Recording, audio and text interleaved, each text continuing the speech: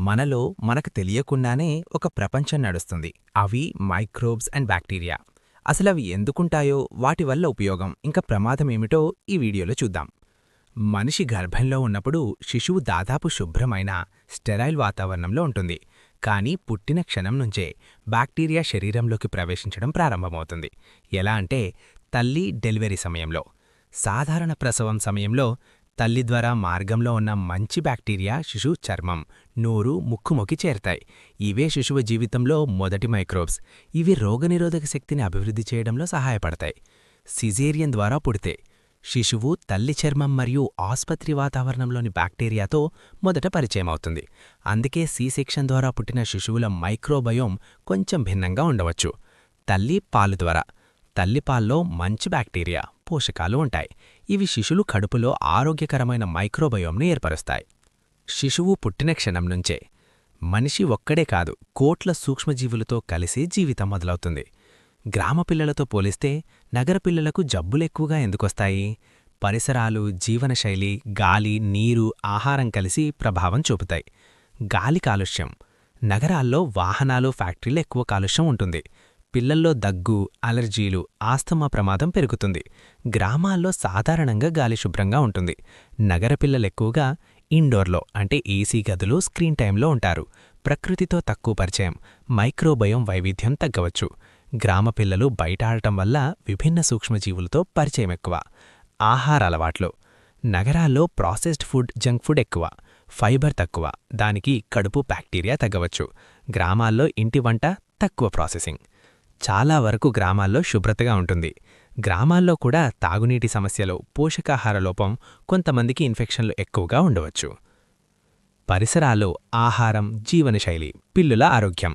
సమతుల్య ఆహారం, బయట ఆటలు, శుభ్రమైన గాలి. చాలామంది అనుకుంటారు టాయిలెట్నే అత్యంత మురికి ప్రదేశమని. కానీ నిజమేంటంటే మన ఇంట్లోనే టాయిలెట్ కంటే ఎక్కువ బ్యాక్టీరియా ఉన్న ప్రదేశాలుంటాయి. కిచెన్ స్పాంజ్ లేదా డిష్ క్లాత్. తడి, ఆహార మిగులు బ్యాక్టీరియాకు స్వర్గం. కొన్ని పరిశోధనల్లో స్పాంజ్లో మిలియన్ల నుంచి బిలియన్ల బ్యాక్టీరియా కనిపించాయి. ఇది చాలాసార్లు టాయిలెట్ సీట్ కంటే ఎక్కువ. Mobile phone. చేతులతో ఎప్పుడూ టచ్ చేస్తాం, కొందరు టాయిలెట్లో కూడా వాడతారు. ఫోన్ మీద టాయిలెట్ సీట్ కంటే ఎక్కువ జెమ్స్ ఉండవచ్చు. Kitchen sync. ఆహార మిగులు నీటితో కలవడం, డ్రైన్ ప్రాంతంలో బ్యాక్టీరియా ఎక్కువగా పెరుగుతాయి. కీబోర్డ్ లేదా రిమోట్. చేతులు కడక్కుండా వాడటం, ధూళి, చెమట, బ్యాక్టీరియా పెరుగుతాయి. అంటే టాయిలెట్ సీట్ను మనం తరచుగా శుభ్రం చేస్తాం, కానీ స్పాంజ్, ఫోన్, కీబోర్డ్ను అంతగా శుభ్రం చేయము. అందుకే కొన్ని సందర్భాల్లో అవే ఎక్కువ బ్యాక్టీరియా కలిగి ఉంటాయి. టాయిలెట్ మాత్రమే కాదు, మన చేతుల్లో ఉన్న వస్తువులే ఎక్కువ జెమ్స్ దాచుకుని ఉంటాయి. మన పళ్ల మీద ఎంత బ్యాక్టీరియా ఉంటుంది? మన నోటిలో బ్యాక్టీరియా చాలా ఎక్కువగా ఉంటాయి. ఎంతుంటాయి అంటే 1 మిలీగ్రామ్ ప్లాక్లోనే సుమారు 100 మిలియన్లు అంటే 10 కోట్ల బ్యాక్టీరియా ఉండవచ్చు. మొత్తం నోటిలో బిలియన్ల సంఖ్యలో బ్యాక్టీరియా ఉంటాయి. శాస్త్రవేత్తలు చెబుతున్నట్టు 700 కంటే ఎక్కువ రకాల బ్యాక్టీరియా మన నోటిలో ఉంటాయి. మంచి బ్యాక్టీరియా చెడు బ్యాక్టీరియా పెరగకుండా నియంత్రిస్తాయి, నోటి సమతుల్యతను కాపాడతాయి. చెడు బ్యాక్టీరియా పళ్లపై చక్కెరతో కలిసి ఆమ్లం తయారు చేస్తాయి. ఆ ఆమ్లం వల్ల క్యావిటీస్ అంటే పళ్ల రంధ్రాలు, దంతమాంసం వాపు. బ్రష్ చేయకపోతే ప్లాక్ పేరుకుపోతుంది, టార్టార్గా మారుతుంది, దుర్వాసన, ఇన్ఫెక్షన్లు వస్తాయి. దీనికి పరిష్కారం రోజుకి 2 సార్లు బ్రష్ చేయాలి, ఫ్లాస్ వాడాలి, చక్కెర తక్కువగా తినాలి. మన పళ్ల మీద కోట్లాది బ్యాక్టీరియా ఉంటాయి, కానీ సరైన శుభ్రత ఉంటే అవి సమస్య కాదు. మనిషి కొరికితే గాయం చిన్నదైనా అందులోకి వెళ్లే బ్యాక్టీరియా వల్ల పెద్ద సమస్యలు రావచ్చు. మన నోటిలో సుమారు 700 రకాల బ్యాక్టీరియా ఉంటాయి. అవే స్టెప్టోకాకస్, స్టెఫైలోకాకస్, ఎకినెల్లా కారిడెన్స్ వంటివి. మనిషి కొరికిన గాయాల్లో ఇన్ఫెక్షన్ వచ్చే అవకాశం 10-50% వరకు రమాదుంటుంది. అదే డాగ్ బైట్లో ఇన్ఫెక్షన్ రిస్క్ సుమారు 5-20% ఉంటుంది. మన నోట్లో బ్యాక్టీరియా గాయం లోతుగా చేరి వేగంగా పెరుగుతాయి. కుక్క నోట్లో కూడా విభిన్న రకాల బ్యాక్టీరియా ఉంటాయి. పాస్చురెల్లా, క్యాప్నసైటఫాగా, స్టెఫైలోకాకస్ వంటివి. రేబీస్ వైరస్ వంటి వైరస్లు, బ్యాక్టీరియా కాదు. ఇన్ఫెక్షన్ పరంగా చూస్తే మనిషి కొరికిన గాయం ఎక్కువ ప్రమాదకరం, కానీ కుక్క కరిస్తే రేబీస్ ప్రమాదం ఉంటుంది. వెంటనే సబ్బుతో 5-10 నిమిషాలు కడగాలి. యాంటీసెప్టిక్ వాడాలి. డాక్టర్ని వెంటనే కలవాలి. టెటనస్ లేదా రేబీస్ ఇంజెక్షన్ అవసరమైతే తీసుకోవాలి. మనిషి కొరికినా, కుక్క కరిచినా గాయం చిన్నదని నిర్లక్ష్యం చేయకూడదు. ఎక్కువసేపు చేతులు కడిగితే ఏమవుతుంది? 20-40 సెకండ్ల సబ్బుతో కడగడం సేఫ్ అండ్ మంచిదే. కానీ చాలా ఎక్కువసేపు అంటే 1-2 నిమిషాలు తరచుగా కడిగితే సహజ రక్షణ పొర తగ్గుతుంది. మన చర్మంపై ఒక న్యాచురల్ ఆయిల్ లేయర్ ఉంటుంది. ఇది చర్మాన్ని మృదువుగా ఉంచుతుంది, మంచి బ్యాక్టీరియాను కాపాడుతుంది. చాలా ఎక్కువసేపు కడిగితే ఈ సహజ నూనెలు తొలగిపోయి చర్మం ఎండిపోతుంది. మంచి బ్యాక్టీరియా కూడా కొంతమేరకు తగ్గవచ్చు. అందుకే సమతుల్యత ముఖ్యం. చేతులు ఎండిపోవడం, పగుళ్లు రావడం, చర్మం పొడిగా మారుతుంది, చిన్న పగుళ్లు వస్తాయి, ఇన్ఫెక్షన్ వచ్చే అవకాశాలు పెరుగుతాయి. వీలైనన్నిసార్లు 20-30 సెకండ్ల సబ్బుతో కడగడం చాలును. తరువాత బాగా తడవాలి. అవసరమైతే హ్యాండ్ మాయిశ్చరైజర్ వాడాలి. చేతులు ఎక్కువసేపు కడగడం కంటే సరైన విధంగా 20 సెకండ్లు కడగడమే ఉత్తమం.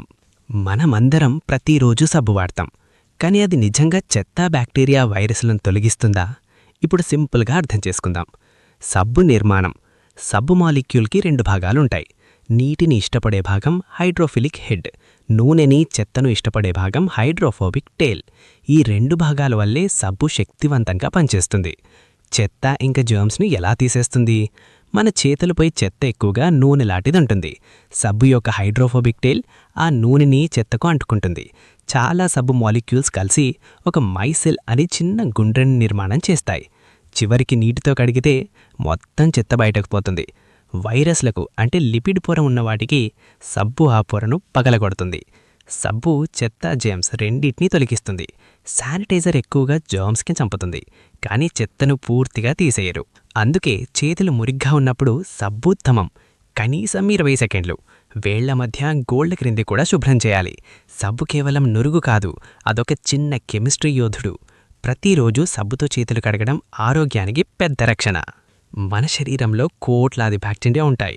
వాటిలో చాలా మంచివి అంటే గుడ్ బ్యాక్టీరియా, కొన్ని మాత్రమే చెడువి అంటే బ్యాడ్ బ్యాక్టీరియా. గుడ్ బ్యాక్టీరియా అంటే ఉపయోగకరమైనవి. ఇవి ఆహారాన్ని జీర్ణం చేయడంలో సహాయపడతాయి, విటమిన్ బి మరియు కే తయారు చేస్తాయి, రోగనిరోధక శక్తిని పెంచుతాయి, చెడు బ్యాక్టీరియా పెరగకుండా అడ్డుకుంటాయి. ఉదాహరణ లాక్టోబసిల్లస్ బిఫిడోబాక్టీరియం. ఇవి యోగట్ మరియు పెరుగు లాంటి ఆహారాల్లో ఉంటాయి. చెడు బ్యాక్టీరియా అంటే హానికరమైనవి. ఇవి జ్వరం, దగ్గు, ఇన్ఫెక్షన్స్ కలిగిస్తాయి. ఫుడ్ పాయిజనింగ్, కొన్ని తీవ్రమైన వ్యాధులకు దారితీస్తాయి. మన శరీరంలో సుమారు 30-40 ట్రిలియన్ల బ్యాక్టీరియా ఉంటాయి. వాటిలో 90 కంటే ఎక్కువ శాతం మంచివే, చాలా కొద్ది మాత్రమే హానికరమైనవి. మంచి బ్యాక్టీరియా ఎక్కువగా ఉంటే ఆరోగ్యం బాగుంటుంది. చెడు బ్యాక్టీరియా ఎక్కువైతే రోగాలు వస్తాయి. అందుకే మంచి ఆహారం, శుభ్రత, అవసరమైనప్పుడు మాత్రమే యాంటీబయాటిక్స్ వాడాలి. మన శరీరం ఒక యుద్ధ రంగం కాదు. మంచి బ్యాక్టీరియా ఎక్కువగా ఉన్నప్పుడు అదొక సమతుల్యమైన జీవవ్యవస్థ. మన చర్మం మీద బ్యాక్టీరియా, మన చర్మం కేవలం రక్షణ కవచం కాదు, అది కోట్లాది సూక్ష్మజీవులకు ఒక నివాసం కూడా. మన చర్మంపై బిలియన్ల సంఖ్యలో బ్యాక్టీరియా ఉంటాయి. 1 చదరపు సెంటీమీటర్ చర్మంపై లక్షల నుంచి మిలియన్ల బ్యాక్టీరియా ఉండవచ్చు. చేతులు, ముఖం, కక్ష ప్రాంతం అంటే ఆంపిట్స్ వంటి చోట్ల ఎక్కువగా ఉంటాయి. మన చర్మంపై చెమట, నూనె అంటే సెబం, తేమ, ఇవన్నీ బ్యాక్టీరియాకు ఆహారం. మంచి బ్యాక్టీరియా హానికర సూక్ష్మజీవులను అడ్డుకుంటాయి, చర్మం pH సమతుల్యతను ఉంచుతాయి, ఇన్ఫెక్షన్ రాకుండా సహాయపడతాయి. చెడు బ్యాక్టీరియా పెరిగితే మొటిమలు, దుర్వాసన, చర్మ ఇన్ఫెక్షన్లు వస్తాయి.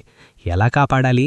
రోజూ స్నానం, శుభ్రమైన దుస్తులు, కానీ చాలా కఠినమైన సబ్బులు తరచుగా వాడకూడదు. మంచి బ్యాక్టీరియా తగ్గవచ్చు. మన చర్మం మీద ఉన్న బ్యాక్టీరియా అన్నీ శత్రువులు కాదు, వాటిలో చాలా మన రక్షకులే. ఈ వీడియో మీకు నచ్చితే వాట్సాప్ అండ్ ఫేస్బుక్ ద్వారా మీ ఫ్రెండ్స్కి షేర్ చేయండి. అలాగే మా ఛానల్కి ఒక లైక్ అండ్ సబ్స్క్రైబ్ చేయడం మర్చిపోవద్దు.